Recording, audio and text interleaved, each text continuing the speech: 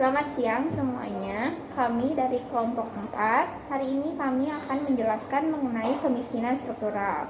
Namun sebelumnya izinkan kami memperkenalkan diri. Saya Jenny Sutarli, NRP 2246009.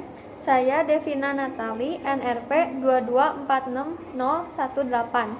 Saya Audrey Kathleen, NRP 2246004. Jadi pertama saya akan menjelaskan apa yang dimaksud dengan kemiskinan struktural.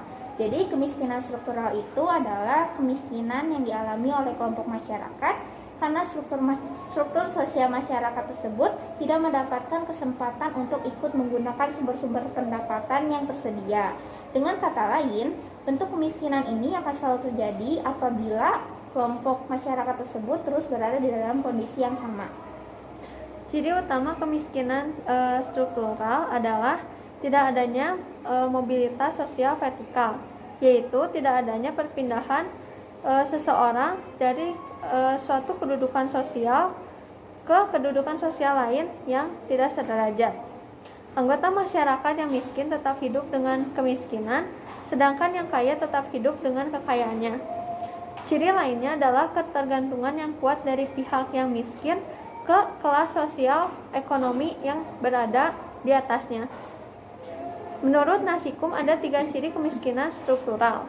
Yang pertama, jauh dari alat-alat produksi. Yang kedua, jauh dari proses pengambilan keputusan.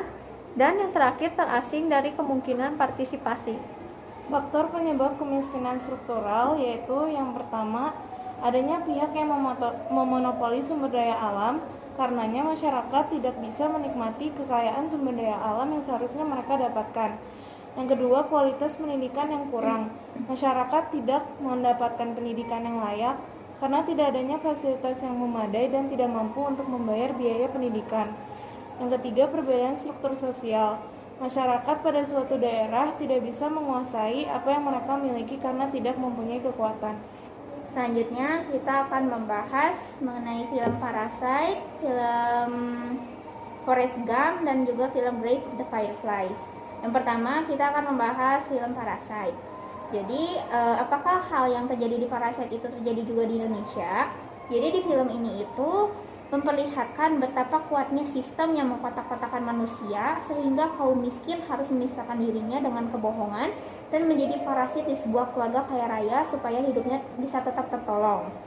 Jadi menurut kelompok kami, kemiskinan pada film Parasite ini terjadi juga di Indonesia. Dalam film tersebut digambarkan adanya kehidupan sebuah keluarga yang sangat miskin yang dapat kita lihat dari tempat tinggalnya yang berada di semi basement dan jauh dari pusat kota.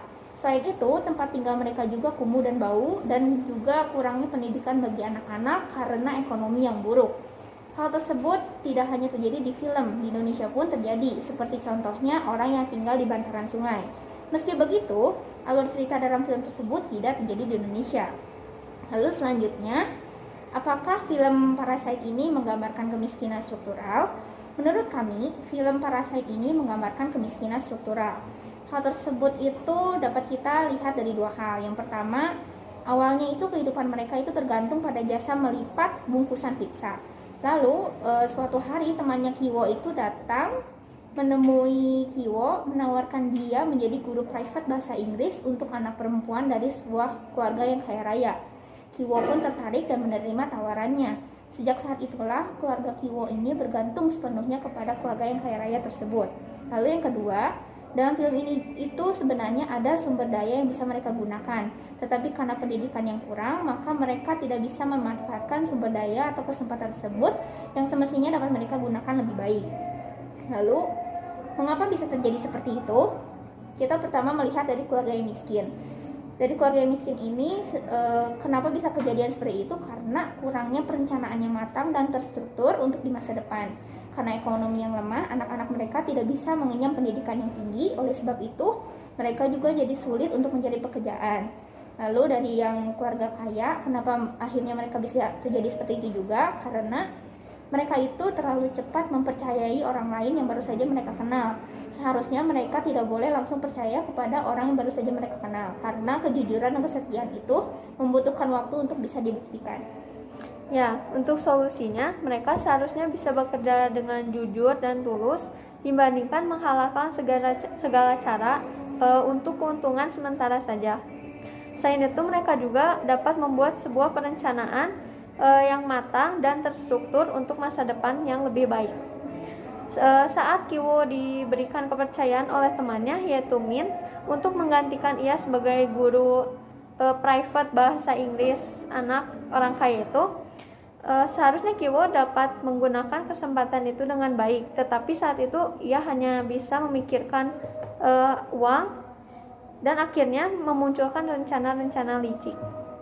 Selanjutnya dari film Forrest Gump, menurut kami cerita yang ada di dalam film tersebut tidak terjadi di Indonesia, juga tidak menggambarkan kemiskinan struktural.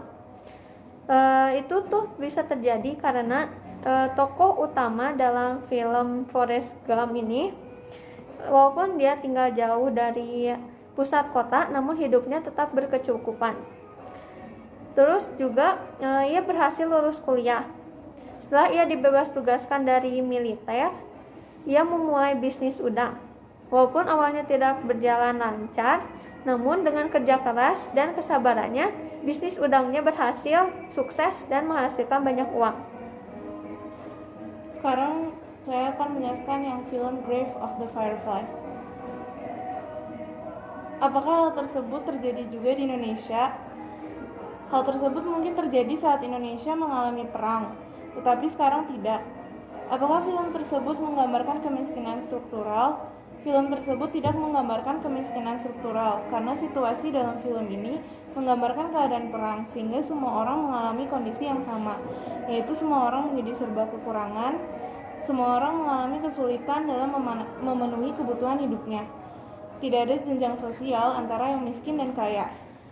Mengapa bisa terjadi situasi seperti itu? Karena dalam situasi perang akan terjadi banyak serangan sehingga sumber daya alam atau kebutuhan hidup menjadi rusak. Pada saat perang akan lebih sulit untuk memenuhi kebutuhan hidup tersebut. Seperti pada film tersebut, tokoh utama terpaksa harus mencuri untuk memenuhi kebutuhan hidupnya. Solusinya, negara harus berusaha menghentikan perang dengan gencatan senjata dan membuat kesepakatan damai untuk kebaikan kedua belah pihak atau negara. Sekarang saya akan menjelaskan contoh kemiskinan struktural di Indonesia. Contohnya yaitu masyarakat Papua. Di Papua banyak sekali sumber daya alam seperti tembaga, emas, dan perak. Seharusnya masyarakat Papua memiliki potensi untuk maju di bidang ekonominya. Namun, karena masyarakatnya kurang dalam pendidikan dan keahlian, juga adanya campur tangan asing, maka masyarakat di Papua tidak bisa ikut merasakan sumber-sumber pendapatan yang sebenarnya tersedia bagi mereka. Sekian saja presentasi kami mengenai kemiskinan struktural. Terima kasih. Terima kasih.